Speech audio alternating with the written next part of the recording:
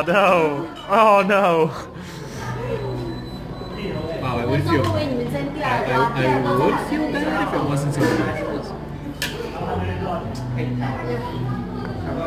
It's the point at which even the Chinese staff are taking photos.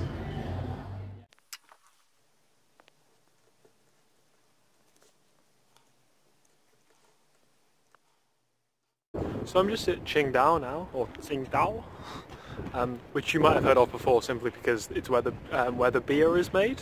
So shortly around the Opium War, China was cut up into a lot of like different provincial regions, which were like led by different European powers. So the ones you'll heard of is that Hong Kong was British, Macau was Portuguese, and there were like other smaller states, like cities almost. Cities. For example, Qingdao, which is what I'm in currently, which is run by the Germans. The reason you'll know it's run by the Germans is because they have their own beer. So yeah, they basically they've brought some breweries here, and now Qingdao beer is like a really big famous thing. The city itself is really cool. So it's really mountainous. So you kind of just see them in the background here. Beijing like kind of has mountains, in that there are mountains in the distance, but you can only ever see them when the pollution is at a manageable level. Yeah, which is kind of weird. I didn't realise that Beijing had mountains for the first few weeks actually, just simply because the pollution never got to that manageable level. But I've been thinking a lot about like language recently. This is kind of what the rest of this video is going to be about, just me talking about that. So I've learnt, I think, ish 400 words in Mandarin, which like it's okay. It could be better, I guess. Incidentally, the reason that I'm not posting videos super often is because there's nothing like remotely interesting about me just writing down like the same word 100 times until I'm like, aha, now I have that word. It's relatively slow procedure, and so that's why I haven't been posting as much recently. But I don't know, I've kind of just been thinking about language because the more that it reminds me of when I used to study like far too much maths. I'd always end up just thinking about the philosophy of maths, or the kind of the stuff that underlies it. And the more language I do, the more I'm thinking about the philosophy of language. So the most immediate thing that comes to mind, right, is like, what are the goals of attainability, or what are the goals of Mandarin? So it seems like I've currently reached a level where I can essentially all I can manage is expressing what it is that I want. Where I can be like, okay, I would like a cup of coffee at lunch, please. At that point, the person will then respond in Mandarin, and that's just kind of me done, right? Because like it's very formula. If the person says, yes, we have 5 cups of coffee and lunch, then I know how to understand that. But if their response is, oh sir, would you like to see the daily specials? Then no idea, right? So like I'm kind of only okay for now if conversations stay on this very formulaic route, and that normally like extends so far as pointing out like why I want a thing, or that I want a thing, and then not being able to respond. Which is interesting. Occasionally I pick up odd sentences, which is weird. So I know like when people are asking which country I'm from, I know when people are asking my name, but rarely enough that I can have an actual conversation. I was chatting to a guy I know who speaks very, very good Mandarin, and he essentially said that you get like 2 levels of like Mandarin speakers. You get people who've been doing it for like ish 2 years. They're essentially at the point whereby they can like, after 2 years, they're at the point whereby they can like have conversations and establish that they want things, and also like work out how to get them. Essentially like, the stage above this is kind of like eloquence, which takes like 8 years to get. Which is where I don't quite or more like, when you speak, you don't sound like you're a foreigner. But like, I was like, so how do you describe it? Oh no, I can get what I want and I can reply, right? So the problem with eloquence is that it takes 8 years of study. So for me, it would take another, it would take doing Mandarin for another 6 years from here.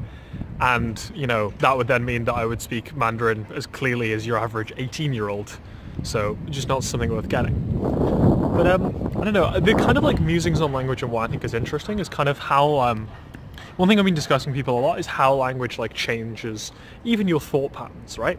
So there's one thing that when kids are very young and they have the opportunity, and they're born deaf, and they're given the opportunity to have this deafness like cured, I forget what it's called, but the treatment, which essentially means you can hear again. This is given a really high priority by the NHS, stuff like that, simply because like sign language, it doesn't allow people to express abstract thoughts.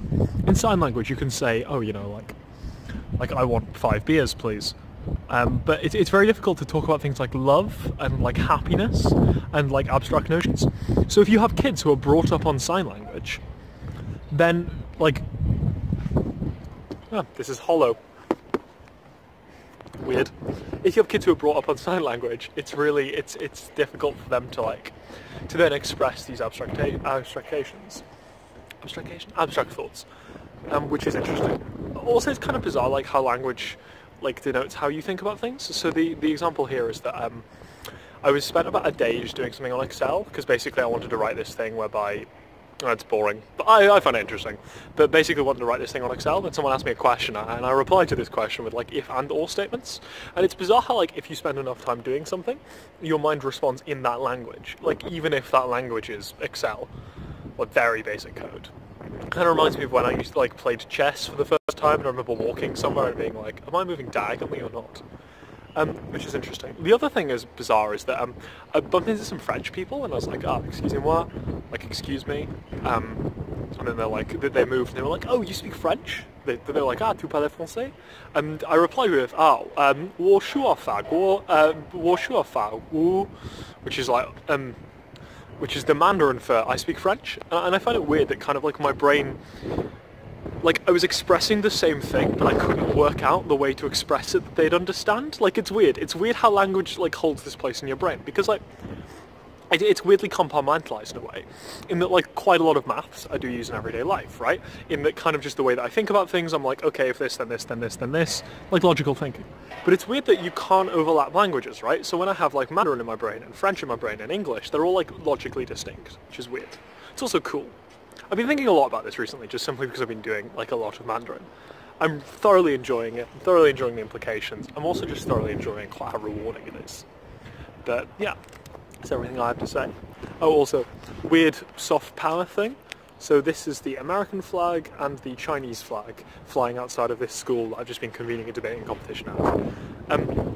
Weird creative American culture. Okay, other thing, here's bunting. Chinese and American flag bunting, because it seems that every Chinese kid wants to get to American high school, which is understandable, but it spells out an interesting soft power thing for the future. Anyway, that's all I have to say for today.